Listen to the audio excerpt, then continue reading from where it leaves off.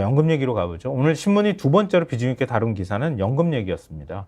한겨레 신문 일면 보여주십시오. 자, 저렇게 김진표 연금 보수개혁 21대 국회에서 끝내자 이렇게 제안을 했다고 하는 건데요. 지난주에도 저희가 한번 말씀드렸던 것 같은데요.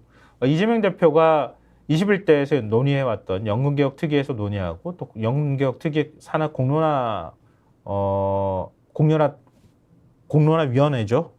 거기에서 이제 논의를 하고 했던 것처럼 그동안에 이제 논의가 굉장히 성숙됐던 거 아니에요. 그러니까 보험료는 26년 만에 9%에서 13%로 올리는 거. 이게 사실 제일 중요하잖아요. 보험 요금을 올리는 거니까. 이게 국민적 저항이 있을 거기 때문에 눈치 보여서 못했던 거잖아요. 대신에 이제 소득 대체율이라고 하는 거. 40년 동안 연금을 부었다고 가정할 때 그때 소득이 100만 원이면 나중에 40만 원을 줄지 42만 원을 줄지 4만 원을 줄지 이걸 가지고 지금 그동안에 논쟁이 있었다는 거 아니에요. 현재 42만 원을 주는 걸로 돼 있잖아요. 설계상으로는. 근데 국민의힘은 43만 원을 주자 이렇게 얘기를 하는 거고 민주당은 원래 50만 원을 주자고 얘기했다가 45만 원을 주자 이렇게 얘기를 했다는 거예요. 근데 협상을 하다가 국민의힘이 44만 원을 주는 건 어때? 이렇게 얘기를 했다는데 민주당이 그동안에 이걸 안 받았었는데 이재명 대표가 그럼 44만 원도 받읍시다. 받을게. 개혁하는 게 더 중요하니까. 받는 것도 중요하지만 일단 기금 고갈이 2064년에 빵원이 된다니 기금 고갈을 최대한 늦추기 위해서라도 돈을 조금 더 내는 게 중요하지 않겠느냐. 그래서 13% 내는 걸로 합시다. 이렇게 얘기했는데 그러고 나니까 그동안에 연금개혁 추진하겠다고 대통령이 막 얘기하다가 갑자기 뭐야? 뻗대고 지금 안 한다는 거 아니에요. 협상을. 그러니까 김진표 국회의장이 이 모수개혁이라는 게 방금 전에 제가 말씀드렸던 그거예요. 그러니까 그거 그냥 21대에서 끝내버립시다. 지금 국민의힘이 얘기하는 것처럼 기초연금이나 이런 거하고 통합 문제라든가 이런 구조개혁은 22대 때 다시 한번 또 논의합시다. 이렇게 나왔다는 거 아니에요? 그렇죠. 근데 국민의힘은 이것도 못 받겠어. 이렇게 된다는 거 아니에요, 지금? 지금 분위기는 그렇다는 겁니다. 뭐야, 내가 너무 많이 설명했나? 아니죠, 네. 네. 그런 말씀입니다. 네. 어떡할까요? 네. 아닙니다. 자, 그럼 한겨레 신문 보여주십시오. 제가 지금 말씀드렸던 거를 한겨레 신문 5면에서 이렇게 정리를 해주고 있어요.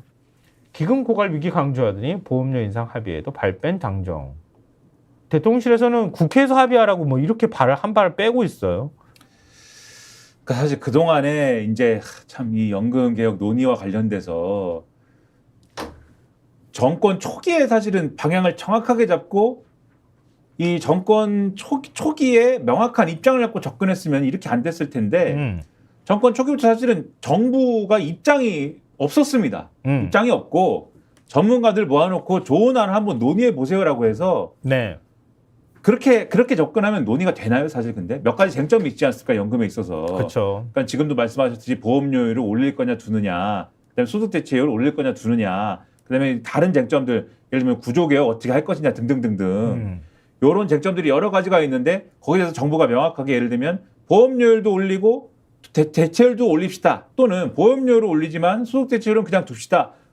보험료를 올리고 소득 대체율도 낮춥시다. 기본적인 방침을 제시해서 논의를 시키는 게 아니라 그냥 줬거든요. 전문가들이 그래가지고 그 안에서 큰 이 그림부터 잡는데 굉장히 많은 힘을 뺐는데 그거 엄청나게 논란이 많았잖아요. 여태까지 합의가 안 됐어요. 근데 그게 그 전문가들 사이에서는. 그래서 전문가들도 소득 보장론자가 있고 재정 안정론자가 있습니다. 그래서 양쪽으로 갈려져 있는 사안인데 그런데 문제는 뭐냐면 중간에 어쨌든 국회에 설치된 특위에서 공론화위를 통해서 시민들의 의견을 시민들에게 자료를 쭉 주고 일종의 수기민주주의를 통해서 의견을 쫙 모았어요. 모았더니 더 주고, 그러니까 더 내고 더 받는 안이 좋다라는 결론이 일단은 나왔어요. 그래서 이 안에 따라서 어쨌든 논의를 하는 것이 좋다라는 것에 따라서 국회가 그러면 이 안에 따라서 지금 말씀하신 것처럼 이제 보험료율은 13% 올리고 소득 대체율은 44%냐 5%냐 3%냐 요 수준에서 합의를 하면 그러면 이제 더 내고 조금 더 받는 내용으로 합의가 끝나는 내용으로 정리가 되는 겁니다. 그렇게 정리를 하면 되는 문제예요. 그러면 되는 건데 그런데 이 안을 가지고 얘기를 하자고 하니까 국민의힘에서 이게 사실 합의가 안 돼 지금 합의를 할 수 없는 안이야. 합의가 되지 않고 있어 라고 하면서 국회에서 합의가 안 됐기 때문에 더 이상 논의가 어렵습니다 하고 톤을 들어버렸고 대통령도 취임 2주년 기자회견에서 국회에서 합의가 안 됐으니까 21대에서는 안 될 것 같고 22대에서 논의합시다. 이렇게 얘기를 했고 그 이후에 국민의힘은 계속 21대에서는 절대 이 문제를 이 마무리할 수 없어. 22대로 무조건 가야 해. 이렇게 얘기를 하고 있는데 실제로 국민의힘이 주장하는 43%와 이 소득 대체율 지금 이재명 대표가 받겠다고 주장한 44%의 소득 대체율 차이를 따져보면 국민의힘은 이게 엄청난 차이가 있다고 주장을 하지만 한겨레 기사를 보면 그렇게 차이가 크지 않다. 그러니까 예를 들면은 국민연금 고갈 시점은 여당 아니나 야당 아니나 1년 차이다. 소득 대체율 45%일 경우에는 2063년, 소득 대체율 43에서 44%일 경우에는 2064년 1년 차이다. 그러니까 이런 것들이 큰 차이도 없는데 왜 합의를 안 하느냐. 이런 지적이 나오지 않을 수 없다는 것이죠. 그럼 무슨 생각으로 저렇게 할까 궁금할 수밖에 없잖아요. 조선일보 사면 보여주십시오.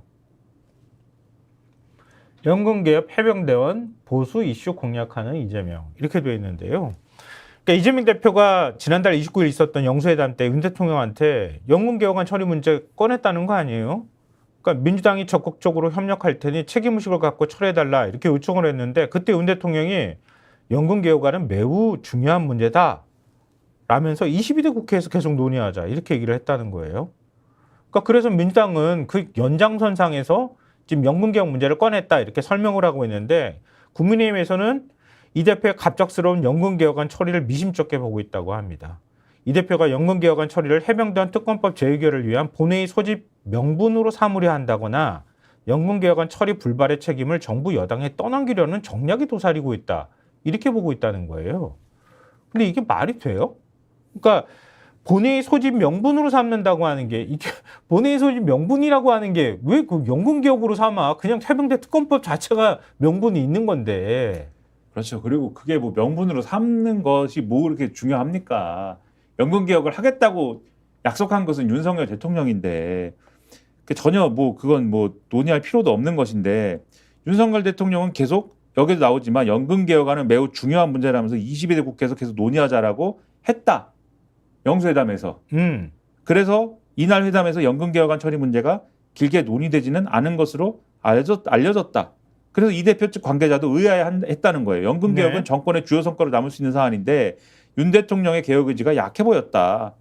그래서 이 기사의 전반적인 톤이 뭐냐면 오히려 이재명 대표가 지금 연금개혁 밀어붙이고 이렇게 얘기하는 거는 이재명 대표 입장에서 지지층의 반발을 살 수도 있는 그런 사안인데 그런데 이재명 대표가 오히려 밀어붙이고 있다. 그리고 보수 이슈를 공략하고 있는데 대통령실은 뭐 하는 거야? 그러면 굳이 얘기하자면 조선일보 제목을 뒤집어서 얘기하면은 해법이 나올 것 같아. 그러니까 왜 저러는지가 이해가 될 것 같아. 보수 이슈를 네가 지고 가잖아. 네가 깃발 들고 먼저 지고 가는 건 우린 그 꼬라지 못 보겠어. 이거 아닌가?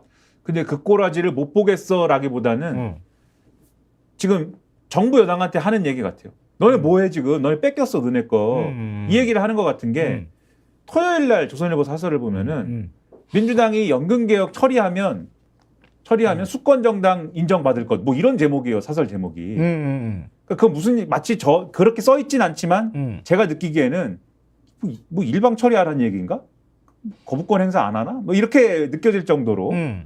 그러니까 그만큼 어려운 개혁인데 민주당이 선뜻 가가지고 우리 동의할게. 만약에 비난을 받아도 우리가 나눠질게. 우리도 같이 비난을 감당할 자신이 있어. 그러니까 같이 합의해. 이렇게 나오고 나니까 갑자기 뜨고 하고 좀 도망간 거 아니야.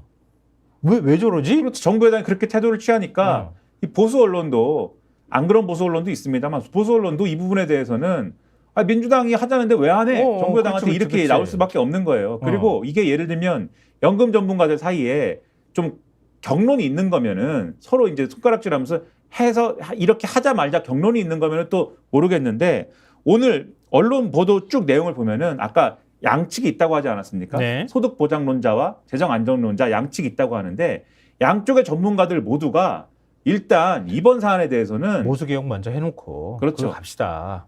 이 보험료율을 올리는 것에 합의하는 게 가장 어려운데 그것에 지금 합의한 모양새가 됐기 때문에 지금 일단 이걸 처리하는 게 중요하다. 양쪽이 다 동의한다는 거예요.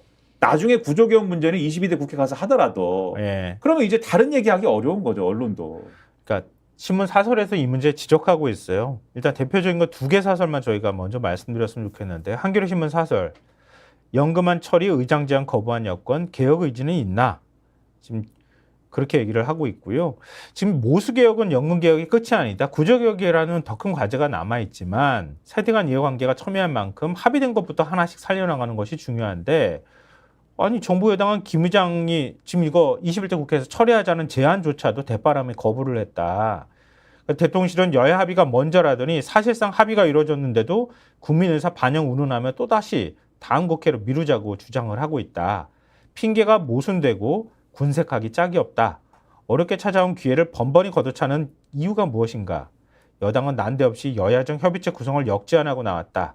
의장이 간곡한 공고는 대놓고 무시하면서 무슨 생뚱맞은 협의체 타령인가? 거부를 위한 거부나 다름없다. 계속 이런 태도를 보인다면 연금개혁의 진정성마저 의심받게 될 것이다. 한겨레 신문이 이렇게 비판하고 있고요. 동아일보 사설은 김민하 평론가가 소개해 주세요. 동아일보 사설 앞서 말씀드린 여당과 대통령실의 입장을 얘기를 하면서 정부 여당의 주장은 궁색해 보인다.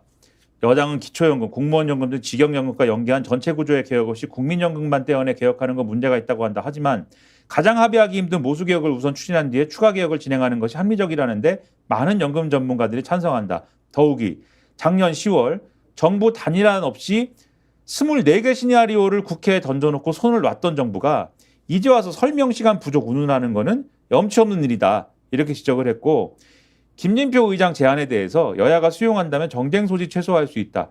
여야 합의로 연금개혁일을 드물게 좋은 조건이 갖춰진 셈이다.